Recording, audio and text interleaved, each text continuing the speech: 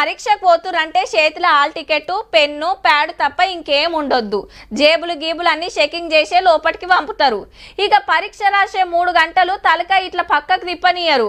Additional sheet కావాలంటే ఇన్విజిలేటర్తో తప్ప ఇంకెవ్వరితో మాట్లాడే ఛాన్సే ఉండదు. అయినా మనోళ్ళు ఊకుంటారా?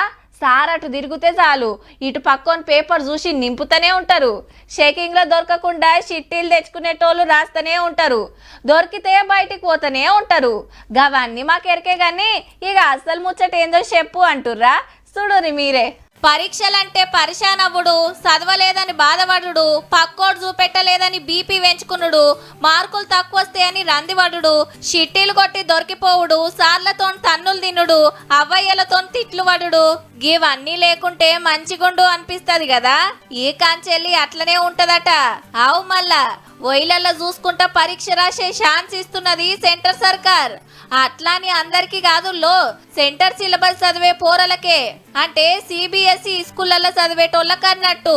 అది సుత 9కెళ్ళి 12 తరతికి ఛాన్సు. కానీ స్కూళ్ళల్లో పెట్టే పరీక్షలకే ఇట్లా. ఫైనల్ పరీక్షలలో మాత్రం సూచిరాతలు నడువేయి. ఇట్లా చేస్తేనన్నా ఒయిల ఏ పాఠంలో ఏమున్నది, ఆ ప్రశ్నకు జవాబు ఎట్లా రాయాలనే తెలివి పెరుగుతుందట. మొదలు ఈ ఏడాది నవంబర్ డిసెంబర్లో కొన్ని స్కూళ్ళల్లో పరీక్షలు పెట్టి చూసి ఆ టెన్క అంతటా మళ్ళీ పెడతారట. మొన్ననే 10, 12వ తరగతికి ఏడాదికి 2 మాటల పరీక్షలు పెడతామన్నారు. ఇప్పుడు గీ సౌలతి. అట్లనే మన తన బడి పోరలకు మోతకోలు తగ్గించే కార్యం పెట్టుకుంది సర్కారు. అంటే ఒయిల కమ్మల మందం జరంత పల్సగా చేస్తారట. ఇట్లయితే 4 కిలోల బరువు ఉండే పుస్తకాలు 3 కిలోలకు వస్తాయి. కిలో బరువు తగ్గుతుందట. సర్కార్కు సుత ఓ 50 కోట్లు మిలుగుతాయట. ఆల్రెడీ పుస్తకాలు ప్రింట్ చేస్తున్నారు.